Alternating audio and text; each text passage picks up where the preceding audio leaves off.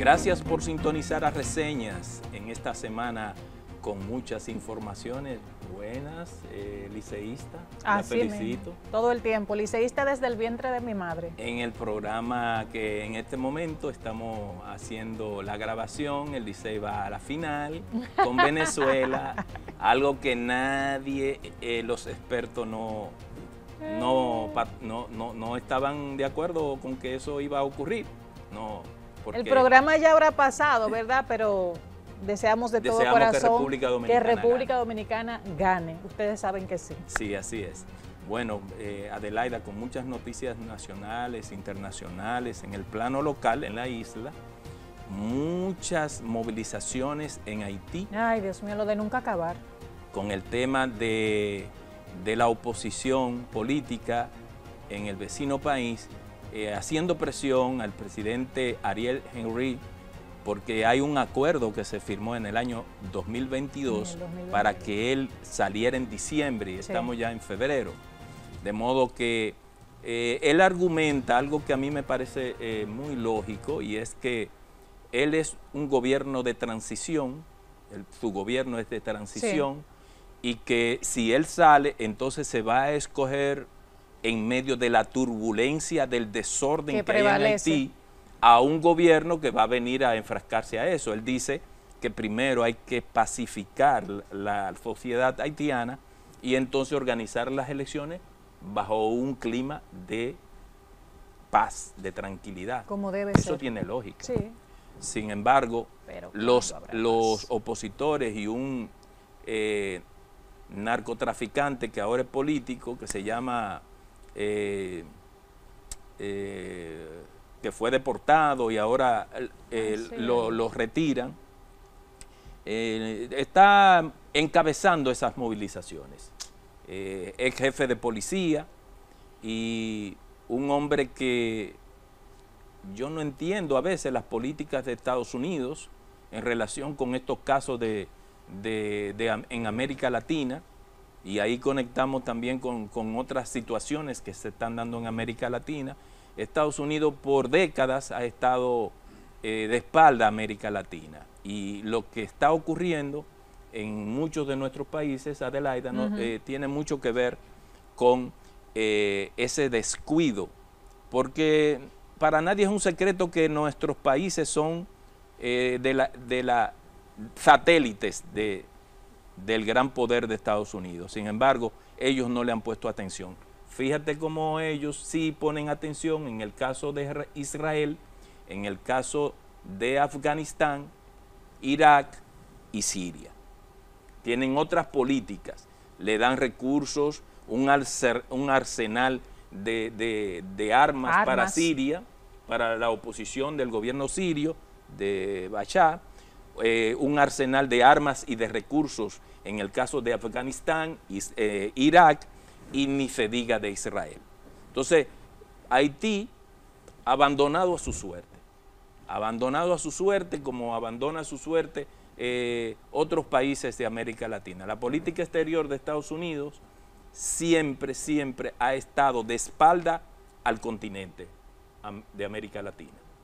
Haití es un ejemplo, nosotros mismos somos un ejemplo. República Dominicana, porque tiene una sociedad que ha madurado, independientemente de las debilidades y las fallas que tenemos como país, ha madurado, ha caminado con buena relación con los Estados Unidos, pero nosotros hemos construido una democracia con defectos, pero hemos caminado. Hemos crecido mucho, independientemente de verdad el contexto, y uno tiene que recordar a grandes personalidades como Simón Bolívar, por ejemplo, que se preocupaba por que países similares al suyo pues se unieran en una especie de bloque para defender sus intereses, como lo ha hecho Europa, como lo han hecho otras potencias. Yo creo que nosotros como países, los de economías similares, tenemos que mirar bien y prestar atención a lo que está pasando para que nos unamos y juntos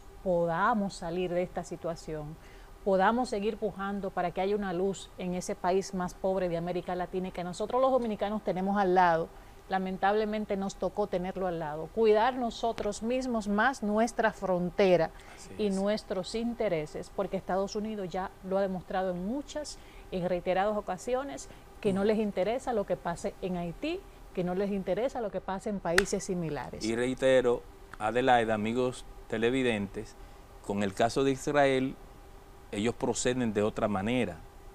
El propio expresidente Biden ha querido zafarse e incluso salió en los medios de comunicación una expresión de Biden hacia Netanyahu, que es el primer ministro de Israel, en donde unas declaraciones muy duras, porque este señor se ha erigido en ley, batuta y constitución en el mundo. Y aunque de verdad yo creo que Israel tenía que defenderse de ataques que realmente eran ataques terroristas, pero se le ha ido la mano y no hay quien lo pare. Así que así no se puede en el mundo actuar. Así que vamos a seguir con más contenidos en reseñas y hacemos una pausa.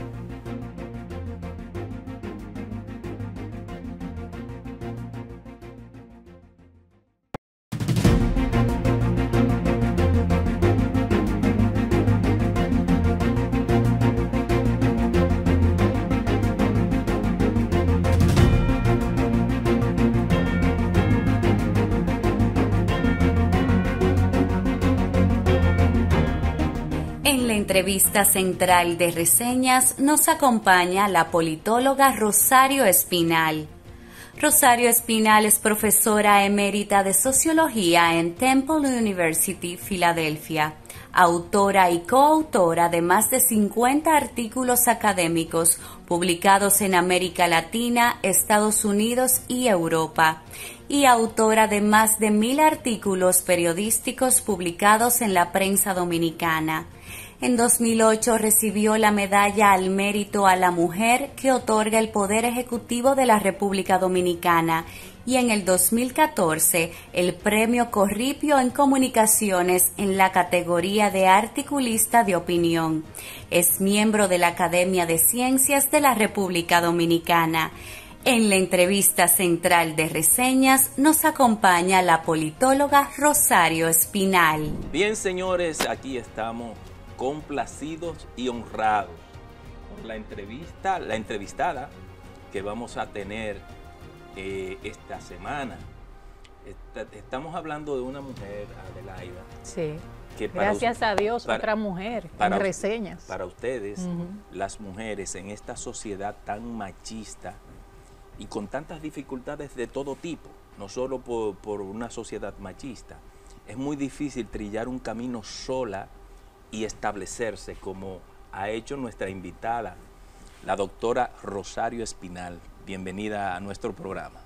Gracias. Bienvenida, doña Rosario. Gracias, saludos. Muy oportuna, sobre todo en este contexto actual que vive la República Dominicana de cara al proceso electoral ya, municipales, presidenciales y congresuales. Así es. Con ella, que es una socióloga, estábamos hablando en principio, fuera del aire, del tema de la música. Y de verdad que nos dio una cátedra de interpretación. Que yo creo que se escuchó cuando usted estaba dándole la bienvenida, que yo dije mangulina. Sí, porque exacto. No me di cuenta que entramos al aire. Y muy interesante todo ese mundo de la música en el contexto de la sociología, de cómo se estudia. Sí, y ella nos apuntaba a nosotros el tema de cómo el merengue no, como que se ha quedado ahí, no ha sido abordado por las nuevas generaciones de músicos, de muchachos de esta época. Hablen un chin de eso porque yo quiero... usted le habla de música, Rafael, de cultura y esas cosas, y él, ¿verdad? Pero mejor, no hay que hablar de política. No, pero ahorita vamos a hablar, no se preocupe, lo llevamos a lo hondo ahorita. ¿Qué le parece los fenómenos a usted? Estos fenómenos musicales nuevos que uno lo ve como insípido, sin fundamento. ¿Cómo usted lo ve? Los fenómenos musicales hay que, digamos, entenderlos y respetarlos, porque lo que la gente asume, que es lo que hace que la música o cualquier forma artística se haga popular, tiene razón de ser, aunque a uno no le guste. A mí, Así por es. ejemplo, no me gusta la música urbana, pero eso no quiere Para decir nada, a mí no que me yo, gusta tampoco. que yo no reconozca que tiene muchísimos seguidores. Así Es una música, digamos, más limitada, muy limitada en su lírica, pocas palabras. Para mí es repetitiva musicalmente, entonces es una música, digamos, simple, pero que le ha llegado a la juventud y eso merece prestarle atención. Porque le está llegando a la juventud, eso mueve, digamos, la juventud y ha trascendido incluso fuera de la República Dominicana, fuera de Puerto Rico, que son los dos, digamos, países donde se produce mucha música urbana. Y, digamos, esa es la época. La música dominicana es muy variada y realmente, por ejemplo, la República Dominicana se conoce por el merengue internacionalmente. Podría decirse que ahora se conoce por el dembow y otras formas Y la urbanas, bachata. pero realmente la República Dominicana se conoce por el merengue y luego por la bachata. Por la bachata.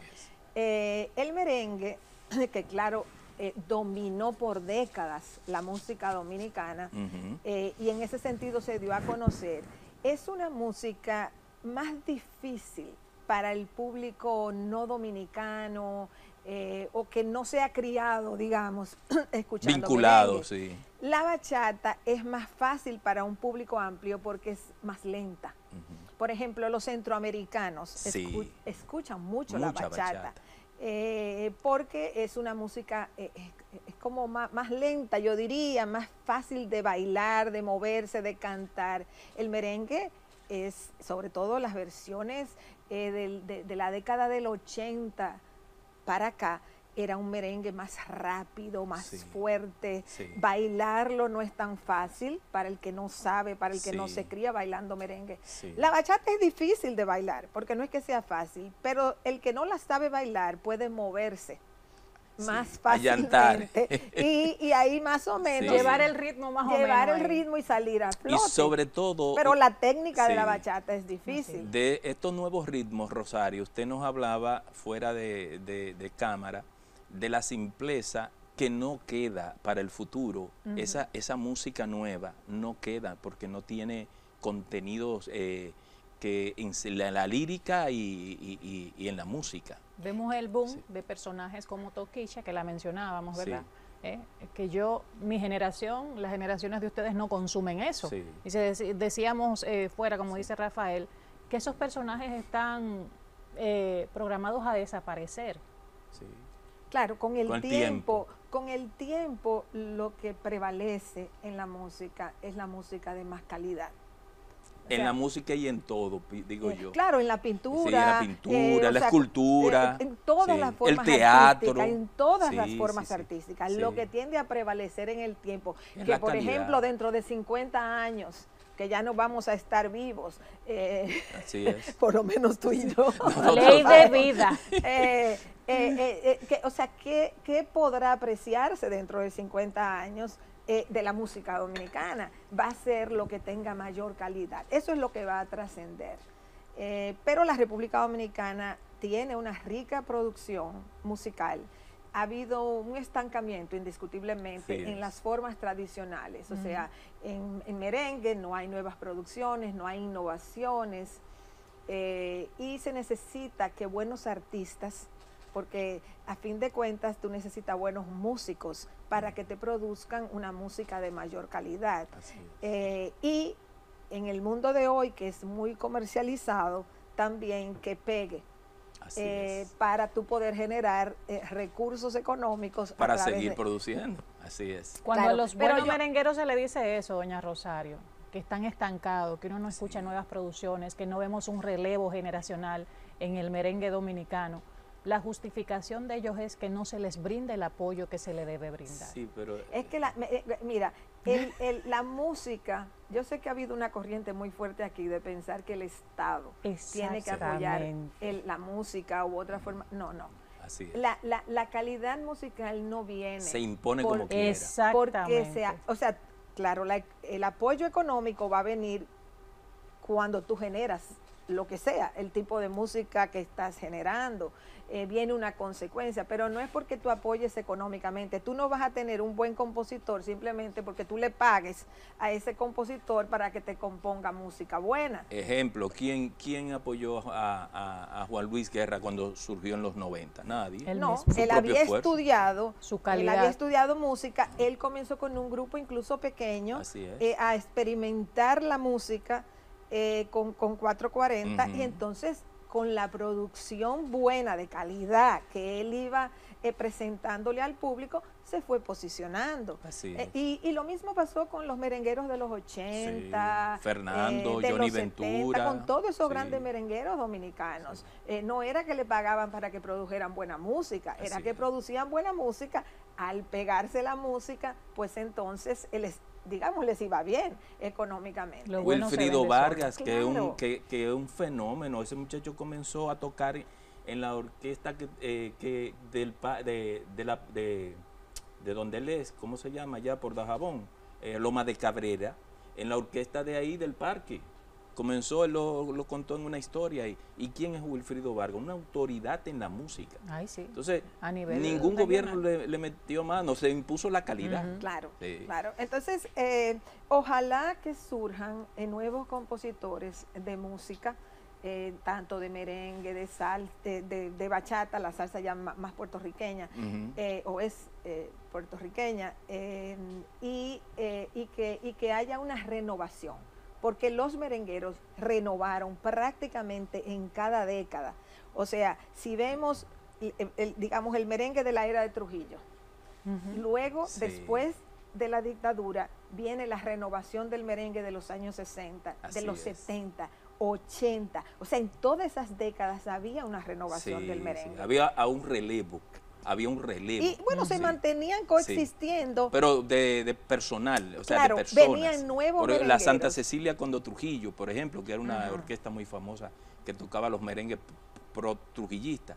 Rafael Colón, Rafael Solano, que tocó para esa época. Y después viene el fenómeno de la bachata. Exacto. Cuando la bachata se saca digamos, del de bar. Los cuarteles. De los cuarteles, de los bares, como decían antes, de mala muerte. O sea, cuando la bachata se saca de ahí, que se eleva en su producción lírica y musical, entonces también se internacionaliza. Y yo pienso que aquí deberían experimentar con otros ritmos dominicanos que han quedado en el pasado y no los han recuperado. Como la mangulina. Como el de la mangulina. Por eso era que les decía antes de que iniciara el programa. Carabiné. Que hay música dominicana que todavía no se ha explorado para darle nuevas formas ya más modernas, con nueva instrumentalización.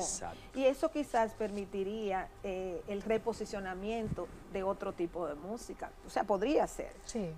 Rosario, otros programas que le han invitado nada más a hablar de política han perdido su tiempo, ¿verdad? Porque hemos tenido un introito muy interesante de una socióloga hablando del tema musical. Pero muchas veces la gente se cree que yo nada más hablo de música. El fenómeno social abarca mucho. Es que usted tiene un pedigrí demasiado amplio para nada más estar en esto, pero yo quiero hacer el cambio que me permita con el tema de la Junta Central Electoral, que es nueva. ¿Cómo usted la ve en el proceso de organización de las elecciones que son el domingo, las próximas que vienen en mayo? ¿Cómo se ha estado manejando la Junta Central Electoral? Y después pasaremos entonces a evaluar el proceso completo. Mira, todas las juntas centrales electorales de ese país se prueban en las elecciones. Ahí es donde está su prueba de fuego. Todavía no hemos pasado las elecciones. Hasta ahora ha sido una junta pues que no ha tenido grandes conflictos, que se ha ido desenvolviendo, digamos, tratando de dar respuesta a los problemas que van surgiendo. Hasta ahora todo ha ido normal, digamos. Claro, siempre hay altos y bajos, siempre va a haber críticas, eso es normal. Pero la prueba de fuego son es la organización de las elecciones. El día de. ese es digamos, el día D, pero el par de días antes. Que son 2 años antes. El día D, claro está, y el conteo de los votos. Correcto. El escrutinio. Ese es el momento clave. Esperemos que todo salga bien en las elecciones municipales. Porque si todo sale bien en las elecciones municipales, pues es de esperar que todo salga bien en las elecciones presidenciales y legislativas de mayo. Pero esa es la prueba de fuego. Yo estoy segura que los integrantes de la Junta Central Electoral están conscientes de que ese es su gran reto y de cómo mantener, digamos, el apoyo de todos los partidos, cómo evitar problemas técnicos, cómo evitar problemas en las mesas, en los centros electorales, cómo preservar la integridad de las juntas municipales, que son fundamental, porque ahí es, o sea, en los centros de votación y en las juntas municipales, es donde realmente se da todo el proceso. Y que mucha gente desconoce ese dato. Se ha tratado de educar, hemos visto la campaña agresiva de educación que tiene la Junta Central Electoral, tratando de educar a la población, no solamente sobre la importancia de votar en estas elecciones municipales, y saber cómo hacerlo, porque hay novedades, ya no hay arrastre, que toque lo otro, pero el tema del rol que juegan las juntas de cada municipio, de cada distrito, eso es clave, porque ese proceso es de ellos. Y la Junta tiene que ponerle atención al hecho de que, por ejemplo, ahora, que son elecciones municipales. Muy complejas. Complejas. Va a haber una boleta, en el caso de los municipios, para alcalde, la posición de alcalde, y para regidores. Son 2 boletas separadas. Sí. En la boleta de regidores, tú vas a votar por un regidor, no vas a votar por 5 regidores. Voto preferencial. Hay un voto preferencial. Entonces, o sea, tú escoges. No es lista cerrada, hay voto preferencial. Antes usaba la lista cerrada, donde los partidos colocaban en un orden sus candidatos y tú votabas por el partido. Y arrastraba. Y eran escaños. Todavía es por escaños que se gana, pero se ganan las posiciones por escaño, pero quien gana es la persona, candidato o candidata, que más votos saque. Entonces, ojalá que la Junta Central Electoral tenga en cada centro de votación una clara explicación de cómo se vota, para que no hayan muchos votos nulos, para que la gente vote correctamente. Sí. Precisamente eso, por ser unas elecciones tan complejas, ahí donde está usted, tuvimos la semana pasada a una persona de la Junta Central Electoral, Joel La Antigua, que ha sido director de elecciones en varias ocasiones, ahora es director de Planificación y Desarrollo, y contó de todo el andamiaje que se ha montado de hace 2 años hacia atrás, o sea, desde hace 2 años. Pero como usted dice, el proceso es muy complejo y como ahora no hay arrastre, la Junta Central Electoral ha desarrollado una estrategia de comunicación que va dirigida a poder enseñar a la gente cómo se vota. Porque, por ejemplo, yo vi al presidente de la Junta, Román Jaques, decir que a las personas que cuando tú vayas a votar por el regidor, tiene que votar en el cuadro del partido de tu regidor de preferencia. Una sola y cara. Una sola cara. Ese es el punto. Que aunque tú marques 2, no lo anula, pero no se va al partido, pero no se va al partido, pero no al regidor. Claro, se va al partido, pero no al regidor. Pero se está haciendo mucho hincapié en eso. Eso es lo que yo digo, que en cada centro electoral tienen que recordarle a la gente, y para los que no sepan, porque a veces cuando uno está involucrado en esto, se olvida que la inmensa mayoría de la ciudadanía, la gente no sabe, o sea, todavía no tiene un concepto claro. Entonces, bueno, pues apoyar un poco en ese sentido. Bien, hay unas denuncias de los partidos de oposición, Fuerza del Pueblo y PLD, de uso de los recursos públicos en campañas electorales, pero yo quiero saber su opinión después de la pausa que vamos a hacer. Para una pregunta importante para, ¿verdad? Sí. Después de la pausa.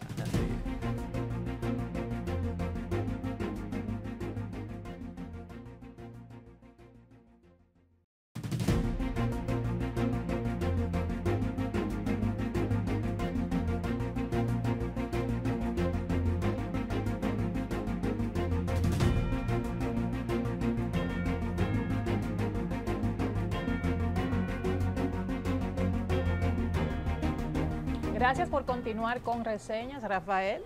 Nos acompaña Rosario Espinal, socióloga, politóloga y muchísimas cosas más, catedrática. Nos dijo que ya está de retirada, pero Rafael dejaba una pregunta importante en el contexto político. Con todo esto, ¿verdad? El Partido de la Liberación Dominicana y la Fuerza del Pueblo han llevado una denuncia ante la Junta Central Electoral de abuso de recursos por parte del Estado en el contexto de la campaña política. ¿Qué opinión le merece todo esto que se está viviendo en estos momentos, especialmente en esa denuncia? Bueno, que nada de eso es nuevo. O sea, aquí los partidos en el poder, pues, siempre han utilizado los recursos públicos para sus campañas de diferentes maneras. Entonces, cualquier política pública, incluso, o sea, que anunciaron, no sé, un bono escolar, por ejemplo, en febrero. Bueno, está anunciado, es institucional, pero ¿por qué en febrero van a dar un bono escolar? O sea, ni siquiera es comienzo de año escolar. Entonces, ese tipo de uso de recursos públicos tiene claramente una intención electoral. Entonces, y estoy poniendo el ejemplo de algo que es público, porque yo no te puedo decir a aquel lugar fueron con una patana. Yo oigo denuncias, pero yo no sé porque yo no tengo el dato de que yo lo vi. Claro. Entonces yo no puedo decir en tal sitio llevaron una patana con plancha de zinc o llevaron comida de plan social. No sé, porque no ando detrás de observar en la realidad esas cosas. Pero el caso del bono escolar en febrero es realmente preocupante, porque eso tiene una intención electoral de algo que no debería politizarse. Así es que, pero esto es viejísimo, o sea, esto lo han hecho todos los gobiernos, que se esperaba que no lo hiciera el PRM. Bueno, el que no conoce el funcionamiento del Estado quizás se ilusionó pensando que el PRM no lo iba a hacer, pero realmente, lamentablemente, es una práctica muy vieja, lo cual tiende a darle una ventaja a los partidos que están en el poder en momentos electorales. Claro, no es que los partidos se quedan eternamente en el poder, porque no se quedan eternamente en el poder, pero sí le dan una ventaja al partido que fuera que esté en el poder. Y estas elecciones del 2024 son distintas a las del 2020. Las elecciones del 2020 eran unas elecciones de cambio de gobierno. O sea, donde un partido, el PLD, que estuvo en el poder 16 años consecutivos y 20 de los 24 que van del 96 al 2020, o sea, que gobernó mucho tiempo, era desmontar ese partido del poder para que surgiera otro partido que llegara al poder. O sea, las elecciones del 2020 fueron unas elecciones de cambio de partido en el poder. Claro, para tú cambiar un partido del poder necesitas una temática que convoque la gente, que irrite la gente, que motive la gente a ir de un partido a otro, y ese fue el tema corrupción. Que fue lo que cambió. Y ese fue el tema corrupción, porque no había una crisis económica, el PLD se había mantenido con mucha estabilidad económica en el poder. Entonces el tema corrupción fue el que llevó, el que facilitó el cambio de un partido a otro en el poder. Las elecciones del 2024 no son de cambio en ese sentido, son elecciones de consolidación del poder, donde el partido que está en el poder, PRM, busca consolidar su poder. Se parece un poco a las elecciones del 2006, 2008, cuando el PLD, que vuelve en el 2004, en medio de la crisis económica de 2003-2004, que viene el PLD y desplaza al PRD en el 2004, luego en el 2006 el PLD se propone en esas elecciones que eran separadas a 2 años, legislativas municipales, cuando se separaban a 2 años, ganar, y ganó abrumadoramente. Así es. A nivel municipal y a nivel legislativo. Luego en el 2008 gana otra vez y así sucesivamente. Entonces, en estas elecciones lo que el PRM busca es consolidar su poder, es decir, aumentar el control de posiciones que tiene, o sea, tener más municipios, más distritos, más legisladores y claro, repetir en la presidencia, eso es lo que quiere el PRM. Y la oposición que está dividida, porque el PLDismo está dividido en dos, en el PLD y en la Fuerza del Pueblo, lo que ellos están haciendo es tratando de recuperar poder. O sea, el PRM es consolidar. Pese a la alianza, aún hay una división fuerte. Bueno, claro, hay una división fuerte. Realmente las elecciones del 2024, además de lo que acabo de decir, que es de búsqueda de consolidación del poder del PRM, hay como quien dice dos elecciones en el 2024, en las municipales y en las de mayo. ¿Cuáles son esas dos elecciones? Bueno, hay una elección que es PRM versus oposición. O sea, esa es una. Y la otra es PLD versus Fuerza del Pueblo. O sea, hay unas elecciones entre ellos también. Sí. Que es la de ahora, la de municipal. No, y la otra también. Pero ahora como el que quede mejor posicionado ahora, claro, derrotó al otro. Claro, en el caso de las municipales, aún haya una gran alianza, porque en las municipales es donde han podido construir la mayor alianza, en términos del número de puestos electivos en donde van juntos, pero hay casillas donde se vota. Entonces, digamos que la competencia entre el PLD y la Fuerza del Pueblo, ahora en febrero, es quién logra más votos en su casilla. Crucial. ¿Cuántos votos logra el PLD en su casilla? Aunque el candidato sea el mismo, o la candidata. ¿Cuántos votos logra el PLD en su casilla? ¿Cuántos votos logra la Fuerza del Pueblo en su casilla? Y el PRD tratando de ver si logra mantener en algún nivel el reconocimiento o en el promedio, que fue lo que al final se decidió. Perdón, o en uno de los niveles, que fue lo que al final se decidió, porque ustedes recuerdan, hace unos años hubo un conflicto, porque primero la Junta decidió determinar cuáles eran partidos mayoritarios en base al promedio de los distintos niveles de elección, y luego lo tumbaron y se quedó con que si un partido en un nivel sacó más del 5%, pues ya calificaba como partido mayoritario, y el PRD lo había logrado en las diputaciones.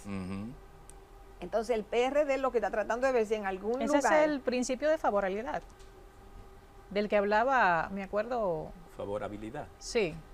Pasó eso con la Fuerza del Pueblo, en que las presidenciales, en el nivel presidencial... ahí se discutió, pero fue porque en las presidenciales el candidato de la Fuerza del Pueblo se cayó. Lo que sucedió fue lo siguiente. Si se supone, según las reglas, cuestionable también, pero yo no voy a entrar en eso, de que un partido mayoritario es que saca más del 5% de los votos, si hubiese sido un promedio de todos los niveles de elección, solo habían dos partidos mayoritarios, el PRM y el PLD, cuando era un promedio. Así es.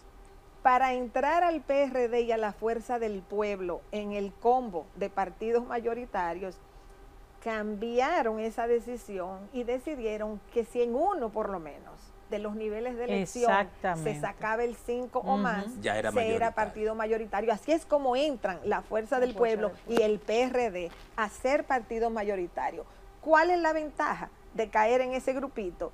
El financiamiento público de partidos, que es más dinero que te toca. Por eso la Fuerza del Pueblo y el PRD querían estar en ese combo de partidos mayoritarios para recibir lo mismo que recibió el PRM y que recibió el PLD en términos de dinero. Pero bueno, yo decía que son dos elecciones que se van a dar en febrero y en mayo. Una es entre el PRM y la oposición y una es entre el PLD y la Fuerza del Pueblo. Ellos dos compitiendo a ver quién supera a quién. Entonces podría ser que en un nivel al PLD le vaya mejor, en un nivel de elección, y en otro nivel de elección. La gente está muy atenta a lo que va a pasar en estas municipales. Pero lo que quiero decir es cuando lleguemos a mayo, cuando lleguemos a mayo, ahí veremos cómo le fue, en dónde le fue mejor al PLD, en dónde le fue mejor a la Fuerza del Pueblo, y ahí vendrá la disputa de quién es la segunda fuerza. Pero no es solo la segunda fuerza, Rosario, es quién va a apoyar a quién para una Ese es otro punto. Para una eventual segunda vuelta, si la hay. Porque ellos acordaron que si PLD llega en segundo, tiene la fuerza del pueblo que apoyar al candidato presidencial del PLD o viceversa. Pero eso es si hay segunda vuelta. Y si hay segunda vuelta, eso es muy fácil de resolver. Ellos pactaron eso, pero eso no, eso es muy fácil. Sí, pero usted sabe que en el fondo, yo conozco bien ese partido, en el fondo, hay uno de los líderes de ese partido que no quiere dar su brazo a torcer. Lo que sucede es que quiere enseñar que él es la segunda opción en el panorama político partidista de este país. Sí, lo que sucede es que si hubiera una segunda vuelta, es automático que quien queda en primer lugar y en segundo lugar son los que van. Sí. Ahí no hay disputa. O sea, eso es automático. Ahora, eso es si hay segunda vuelta, que ya eso es otro asunto. Pero aún sin haberla, yo digo que, como usted señala, hay dos elecciones, una del PRM contra la oposición y otra entre PLD y Fuerza del Pueblo. Claro. Esa de PLD y Fuerza del Pueblo se determina ahora. ¿Quién es la segunda vuelta, la segunda fuerza? Porque yo estoy viendo los resultados de una encuesta que están publicando entre ayer y hoy, y el único partido de esos dos que tiene candidaturas municipales ganables en esa encuesta es el PLD. No aparece un solo municipio donde la Fuerza del Pueblo aparezca en primer lugar en las encuestas. Entonces, eso te va a dar a ti una señal de entrada. Resultados, ya yo lo veo en los titulares, si es así como dicen las encuestas, no lo digo yo. Titulares, PRM gana tanto, PLD tanto, Fuerza del Pueblo se queda por debajo, o al revés, Fuerza del Pueblo se queda en segundo lugar o PLD por debajo. Ya ahí se define la cosa, para mí. Bueno, fuera fácil si fuera así. Lo que pasa es que aún ese sea el resultado. Va a venir el planteamiento dentro de la oposición. Va a venir el planteamiento que hay que esperar mayo para ver entonces en las elecciones de mayo quién queda en segundo o en tercero o qué pasa. O sea, yo no creo que el problema entre el PLD y la Fuerza del Pueblo se va a solucionar en febrero. Ya entiendo. Yo creo que eso se lleva porque además, mi forma de ver, ¿verdad? El candidato del PLD no termina de arrancar. Y yo creo que el candidato de la Fuerza del Pueblo va a sacar más votos que el del PLD. Por eso es que yo digo que el problema entre el PLD y la Fuerza del Pueblo no se soluciona en febrero, se lleva hasta mayo. Y ahí va a haber toda una interpretación dependiendo de cómo cada partido quede posicionado en todos los niveles de elección, municipal, diputaciones, senadurías y presidencial. Entonces, después de mayo es que esa disputa entre el PLD y la Fuerza del Pueblo se va a comenzar a dilucidar, dependiendo de cómo estén ahora todos yo esos quiero resultados. Con Adelaida retomar el tema de la cultura clientelar de los partidos en el gobierno. Una cosa que, como usted dice, viene de viejo. Lili hacía eso, desde Lili. Entonces, hemos avanzado en eso. Nosotros nos queda poco tiempo. ¿Cuánto nos queda? Bueno, 4 minutos. Nosotros hemos avanzado como sociedad en eso. Bueno, las formas de clientelismo han cambiado. O sea, están incluso más institucionalizadas. Balaguer repartía fundas. Muñecas y bicicletas.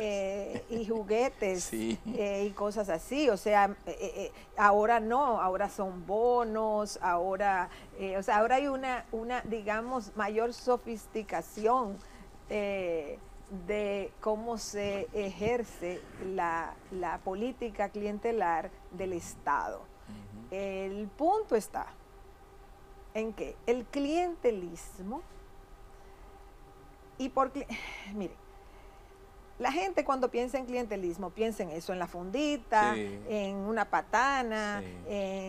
en que llegó un candidato a un barrio y repartió dinero, o qué sé yo, no sé, Plancha de zinc. Ajá, o cemento. canasta de niños, qué Sí, sé yo. sí.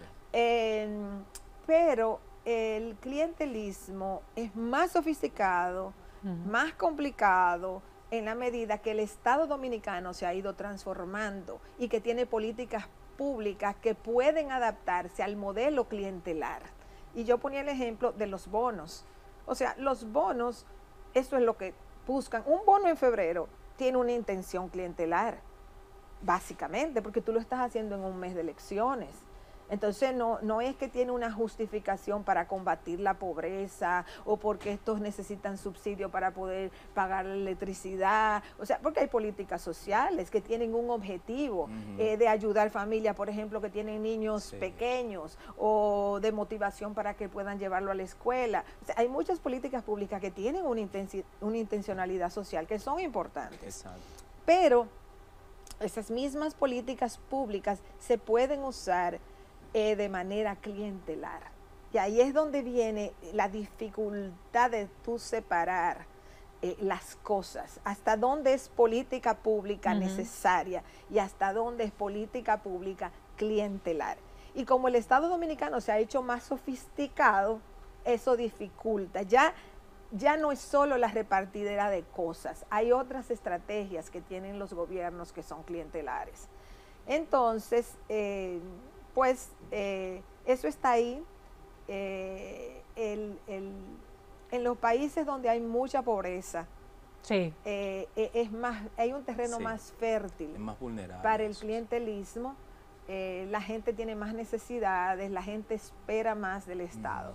Entonces esas son cosas que hay que ir controlando, pero que no creo que se va a controlar en el 2024. Lamentablemente, porque eso hay que ir controlándolo. No queremos irnos sin, ¿verdad? En este breve par de minutos nos quedan, nos dice producción. ¿Qué podría pasar en las municipales y qué podría pasar en las presidenciales y congresuales? Un análisis así rapidito y conciso. Mira, en las municipales un asunto preocupante es que, como de costumbre, las elecciones que no son presidenciales atraen menos votantes. Por eso yo nunca he estado de acuerdo con la separación de elecciones, porque yo creo que al perderse votantes, se pierde legitimidad en las autoridades electas. Y claro, podemos agregar que es más gasto, que bueno, y peor aún en febrero, cuando la gente está en Día del Amor y la Amistad, en carnaval, o sea, como en otra cosa. Sí. Entonces, yo no sé en qué estaban los legisladores cuando escogieron febrero, porque que debieron ponerla quizás 6 meses antes, o 7 o 8 meses, qué sé yo, pónganla en septiembre o en octubre del año anterior, pero en febrero, no me parece adecuado. Entonces, la abstención es algo a ver. En las elecciones municipales, muchas elecciones se ganan por pocos votos, por 200, 500, 1000. Y hasta por menos. Por pocos votos, Sí, municipios pequeñitos, sí. distritos municipales, un invento inadecuado, 235 distritos municipales que no tienen capacidad de nada, porque un director municipal con 3, 4, 5 vocales no tiene capacidad técnica, no tiene capacidad económica, no sirve de nada, solo para tener funcionarios electos de los partidos. Tenía un amigo que era director de un distrito municipal y el presupuesto eran 800,000 pesos. Entonces, eso no tiene razón de ser, pero bueno, yo no voy a entrar en ese tema. El punto está en que la abstención es un problema en estas elecciones porque generan menos interés. Y como se ganan en la mayoría de los municipios y distritos con pocos votos, entonces hay que ver cómo se va a dar esa dinámica. Qué papel va a jugar el clientelismo del Estado, qué va a suceder en las mesas electorales, en el conteo, o sea, todo eso. Mucho trabajo para el Tribunal Superior Electoral. ¿Perdón? mucho trabajo para el Tribunal Superior Electoral. Ah, bueno, sí, porque vienen muchas disputas después y demás. Entonces, vamos a esperar a ver qué pasa, cómo anda la abstención y cómo andan los resultados. Después de estas elecciones, pues van a surgir todos los pronósticos que hace la gente de cómo esto influye en mayo y bla, bla, bla, bla, bla. Pero yo no creo que hay tiempo ahora en este programa de comentar mayo. A menos que ustedes me digan que sí hay tiempo, pero bueno, no sé si ya queda. Pero vamos a ver qué ocurre este mes. A mí me preocupa sí el nivel de abstención. Sí. Ojalá que no sea ojalá que no sea excesivamente alto, ojalá que la gente vote bien, es decir, marque bien las boletas y demás. Otro problema es la cantidad de partidos que hay, 34 partidos registrados. Eso aumenta el tamaño de la boleta porque cada partido tiene un recuadro. Entonces, es una especie de complicidad entre personas que quieren formar sus partiditos para negociar mejor y los partidos grandes que quieren fomentar esos partidos chiquitos para hacer coaliciones que les permita dominar la boleta electoral. Porque si tú haces una coalición, una alianza con la mayoría de los partidos pequeños, tus candidatos van a estar repetidos en múltiples casillas. Entonces tiene un impacto visual en el electorado. Entonces, la democracia no necesita 34 partidos.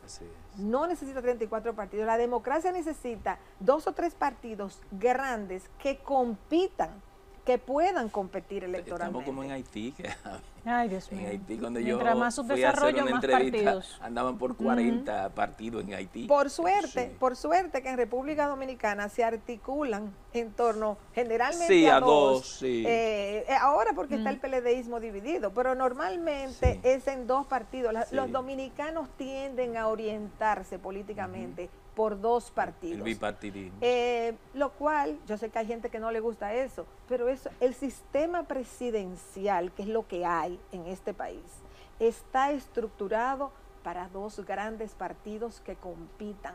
La doble vuelta es como un remiendo que se le pone al sistema partidario que tiene más de 2 partidos, donde más de 2 partidos compiten, para evitar que alguien gane la presidencia, como ganó Balaguer en el 86, en el 90, en el 94, con mucho menos del 50%. Entonces la doble vuelta es una, digamos, un remiendo, yo le digo, que se le pone para evitar eso. Pero realmente el sistema presidencial está diseñado para 2 grandes fuerzas electorales compitiendo. Muy bien. Gracias, Rosario, por instruirnos de verdad tanto en lo que fue música y sistema electoral dominicano. Muchísimas gracias, muy complacidos con su respuesta y su visita aquí a este programa de reseñas. Gracias a ustedes por estar como cada sábado, ¿verdad? Con este espacio Reseñas. Feliz resto del fin de semana. Asuman el voto como un deber ciudadano, se acercan las elecciones, ¿verdad? Hay que decirle a la gente que su voz es su voto. Así que pásenla bien, pórtense bien, los que se quieran portar mal, que nos avisen. Asuman las consecuencias. Feliz resto del fin de semana.